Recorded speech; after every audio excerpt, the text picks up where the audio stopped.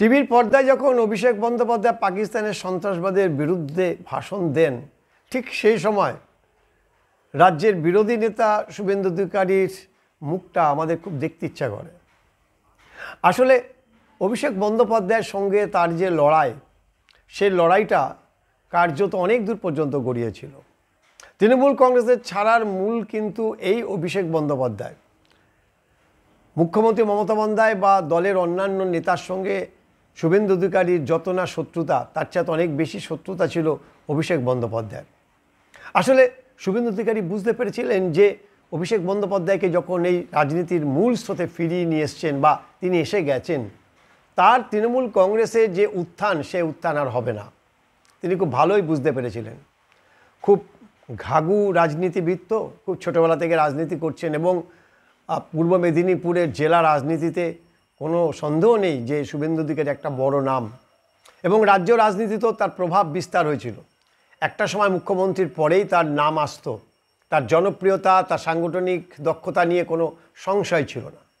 কিন্তু যখনই অভিষেক বন্দ্যোপাধ্যায়কে মূল স্রোতে ফিরিয়ে নিয়ে আসলো, অর্থাৎ মূল রাজনীতির ধারায় তাকে নিয়ে আসা হলো, 2014 লোকসভা নির্বাচনে যখন তিনি ডায়মন্ড হারবার থেকে প্রথমবার সাংসদ হলেন, তখনই শুভেন্দু অধিকারী বুঝে গিয়েছেন যে তার এই দলে আর উত্থানের কোনো সম্ভাবনা নেই।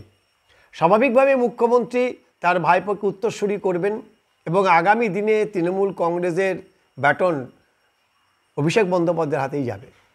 সে কথাটা একেবারে অক্ষরে অক্ষরে বুঝতে পেরেছেন অভিষেক বন্দ্যোপাধ্যায়ের অন্যতম প্রতিদ্বন্দ্বী শুভেন্দু অধিকারী। আর যে কারণে শেষ পর্যন্ত নানা টানাপোড়েনের পর 2020 সালে বিজেপিতে সে জয়েন করেন।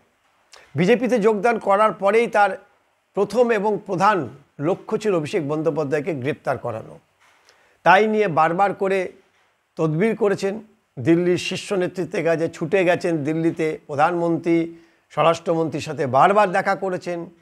ইডি সিবিআইকে দিয়ে অভিষেক বন্দ্যোপাধ্যায়কে বারবার তলব করানো হয়েছে।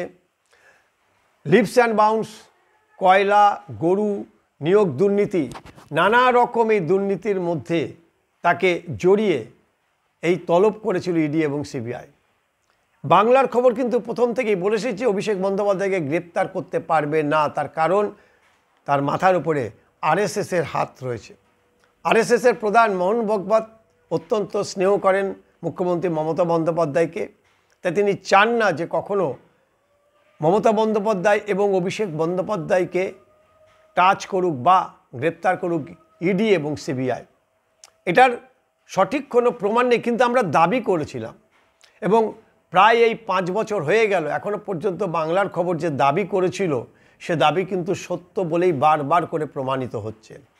বহুবার ইডি এবং সিবিআই তাকে জিজ্ঞাসাবাদ করেছে, কিন্তু শেষ পর্যন্ত গ্রেপ্তার হবে করেও তাকে কিন্তু গ্রেপ্তার করেনি। আর যত এরকম সিচুয়েশন তৈরি হয়েছে, তত লাফিয়েছে শুভেন্দু অধিকারী সহ বাংলার সমস্ত বিজেপি নেতারা।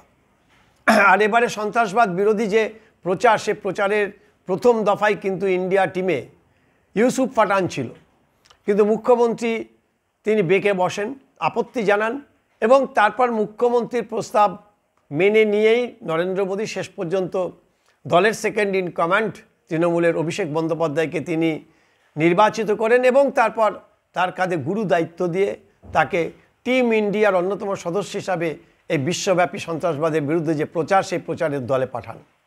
তার যে ভাষণ জাপানে আমরা শুনছি সোশ্যাল মিডিয়া, অন্যান্য টিভির দৌলতে, মিডিয়ার দৌলতে, তাতে কিন্তু যথেষ্ট প্রশংসনীয়। তার ভাষাজ্ঞান, তার প্রস্তাবনা সত্যি আকর্ষণীয়। আর তিনি যখন এই ধরনের কথা বলেন, যখন তিনি বলছেন, তখন নিঃসন্দেহে বঙ্গ বিজেপির যারা তার বিরোধিতা করেছে বা তাকে গ্রেপ্তারের জন্য লাফালাফি করেছে, তাদের মুখগুলি না আমাদের খুব দেখতে ইচ্ছা করে। কেমন লাগছে এই মুখটা, সেটা যদি আমরা দেখতে পারতাম খুব ভালো লাগতো। এবং অভিষেক বন্দ্যোপাধ্যায়কে নিয়ে এখনও পর্যন্ত বঙ্গ বিজেপির কোনো নেতা মুখে কোনো রা নেই, আর বলারও কিছু নেই, কারণ এই মুহূর্তে টিম ইন্ডিয়ার অন্যতম সদস্য তিনি। ফলে আগামী দিনে তাকে গ্রেপ্তার করার যে সম্ভাবনা আপাতত বিষবাও জলে। 2026 বিধানসভা নির্বাচনে অভিষেক বন্দ্যোপাধ্যায়ের নেতৃত্বে লড়াই হবে। সেই নেতৃত্বের লড়াইয়ে বিজেপি কতটা দাগ কাটবে বা কামড় দিতে পারবে, একটা বড় সড়ো প্রশ্নচিহ্ন উঠে আসলো। তার কারণ যে বার্তা বিজেপির দলের অন্দরে পৌঁছে গেছে, কর্মী সমর্থকদের মধ্যে পৌঁছে গেছে, সেটা কিন্তু যথেষ্ট হতাশাজনক। অভিষেক বন্দ্যোপাধ্যায় ইন্ডিয়া টিমের প্রতিনিধি হিসেবে গেছেন, আর এটা বিজেপির তথাকথিত এই বঙ্গ বিজেপির নেতাদের হজম করতে যথেষ্ট কষ্ট হচ্ছে।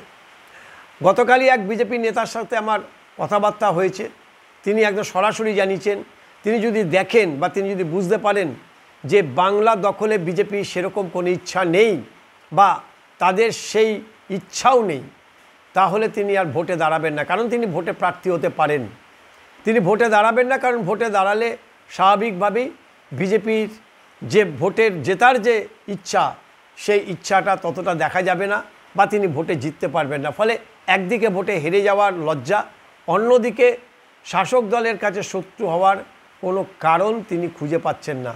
তাই তিনি অপেক্ষা করছেন দেখার জন্য যে বিজেপি কতটা সক্রিয় হয় বা তারা কতটা সচেষ্ট হয় এই বাংলা দখলের জন্য।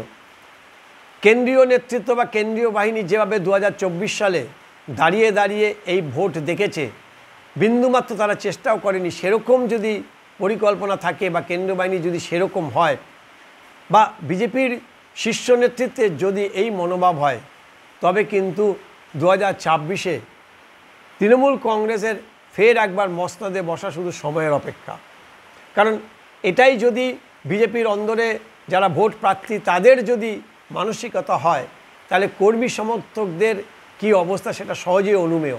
তাই এই মুহূর্তে বলা যেতে পারে যে অভিষেক বন্দ্যোপাধ্যায় অধিনায়ক, আর শুভেন্দু অধিকারীর যে দল, সেই দলের একজন প্রতিনিধি হয়ে অভিষেক বন্দ্যোপাধ্যায় এই বঙ্গ বিজেপির নেতাদের উপরে ছড়ি ঘোরাচ্ছেন।